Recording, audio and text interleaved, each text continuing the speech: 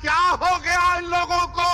अपनी मस्जिद को बचाने के लिए, दरगाहों को बचाने के लिए, खानखाहों को बचाने के लिए तुम कब तक लड़ोगे बताओ मेरे को? अरे मैं खराब हूं तो खत्म कर दो मुझे, बता दो मुझे, इस दुनिया से निकाल दो, मगर तुम तो कायद बनो, तुम इत्तेहाद पैदा करो। कब तक तुम इस डर में रहोगे वो जीतेगा, ये जीतेगा? अरे कोई भी जीते उसको तुम्हारी मस्जिद से क्या मतलब? कोई भी जीते उसको तुम्हारी शनाख्त से क्या मतलब?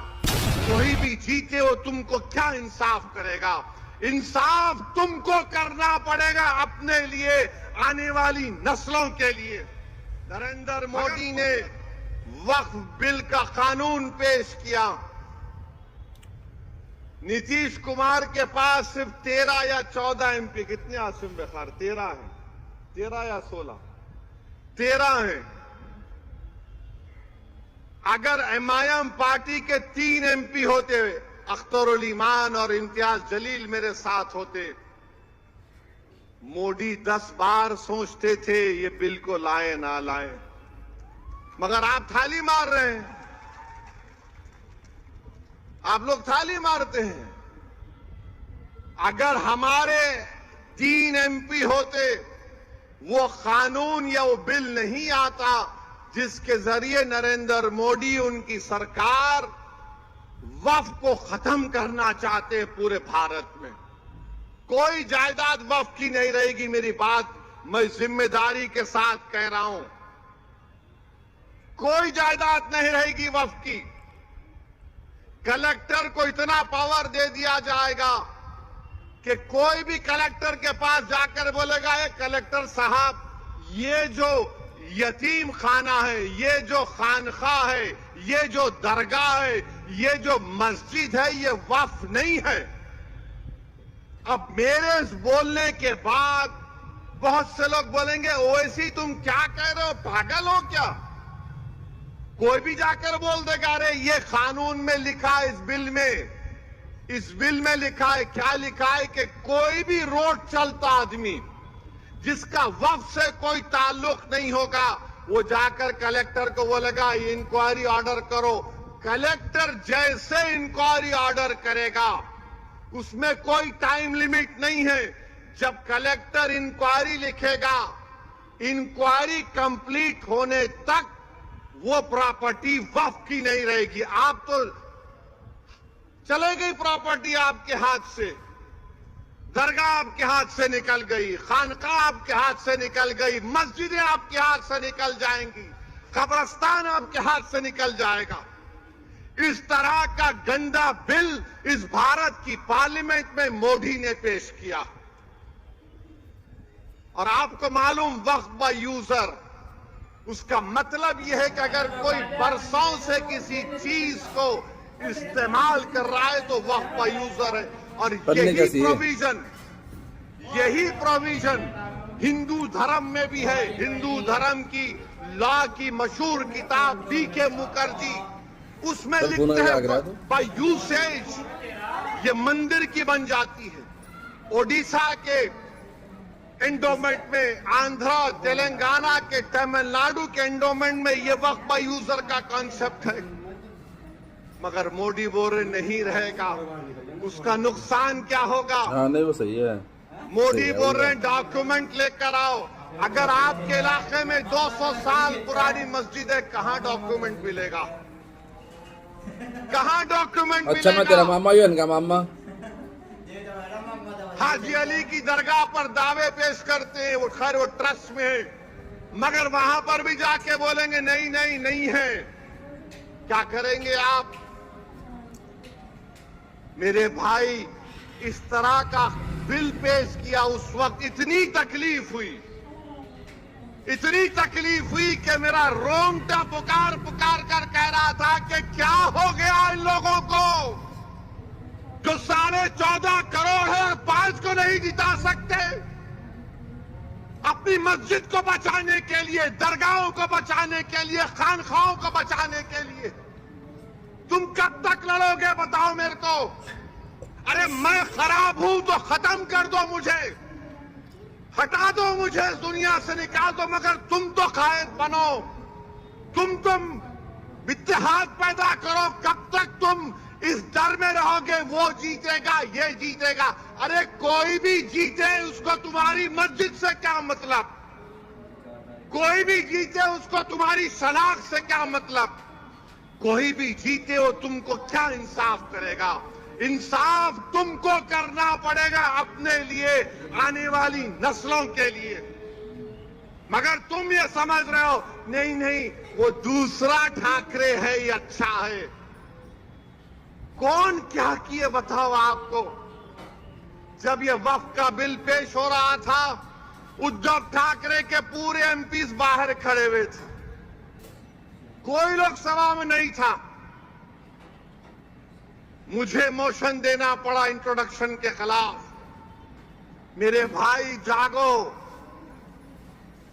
मजलिस के लिए नहीं तो अपने लिए, अपनी नस्लों के लिए, अपनी शनाख्त के लिए जागो। तुम नहीं समझ रहे, तुम्हारी आवाज अगर असेंबली में नहीं होगी, तुम्हारी आवाज अगर कॉरपोरेशन में नहीं होगी, तुम्हारी आवाज जिला परिषद में नहीं होगी, पार्लियामेंट में नहीं होगी, तो कौन तुम्हारी आवाज उठाएगा बताओ? आज ये खतरा हमारे सरों पर मंडला रहा है।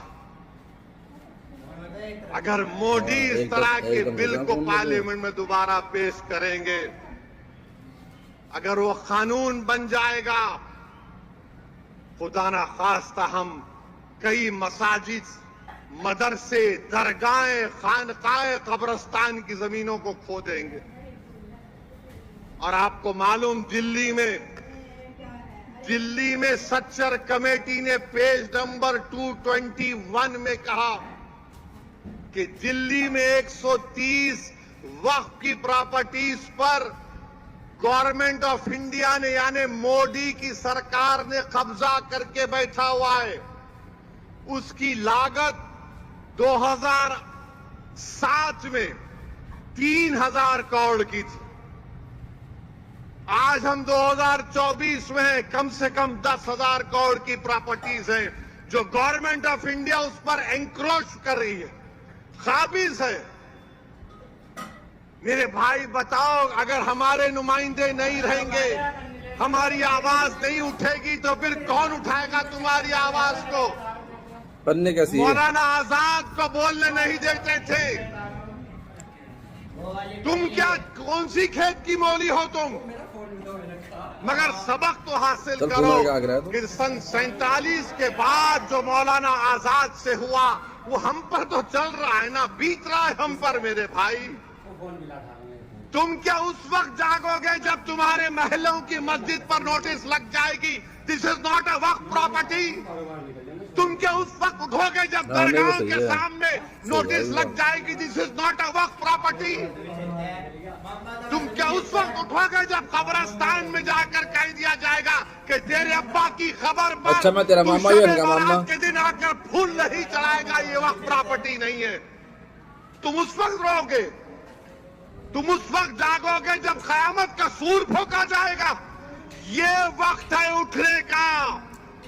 20 तारीख के दिन अपने सबूत दो अपनी जिंदगी का, अपनी क़यादत को बनाओ, अपने नुमाइंदों को कामयाब करो। यकीनन हराओ मोदी को, यकीनन हराओ शिंदे को, बल्कि अगर ताकत है तो उखाड़ कर फेंको इन लोगों को। मगर याद रखो, याद रखो, याद रखो, सियासत में शहादत का कॉन्सेप्ट नहीं है। अल्लाह की राह में शहादत है तो जन्नत है, सियासत में जिंदा रहना है। तुम जिंदा रहोगे तो नेक अमाल करोगे, तुम जिंदा रहोगे तो काम करोगे। फैयाज भाई बहुत अच्छे हैं, हमेशा हम पुकारे तो आ जाते। कब तक आएंगे फैयाज?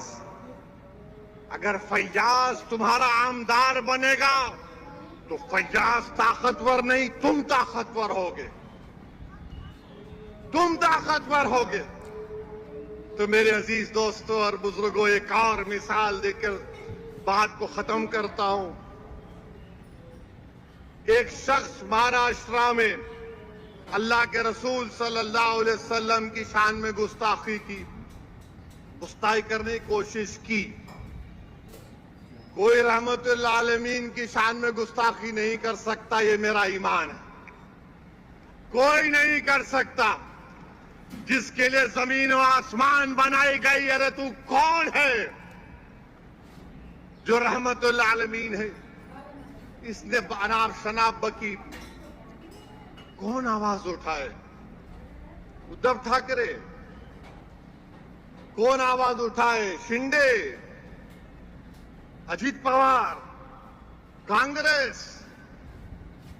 इम्तियाज जलील ने आवाज उठाई। ये रबड़ लग जाएगा बहुत जोर। औरंगाबाद में इम्तियाज जलील ने कहा कि फुला तारीख तक एकदम अगर इस शख्स को गिरफ्तार नहीं किया जाएगा तो हम औरंगाबाद से गाड़ियों का जुलूस लेकर मुंबई तक जाएंगे।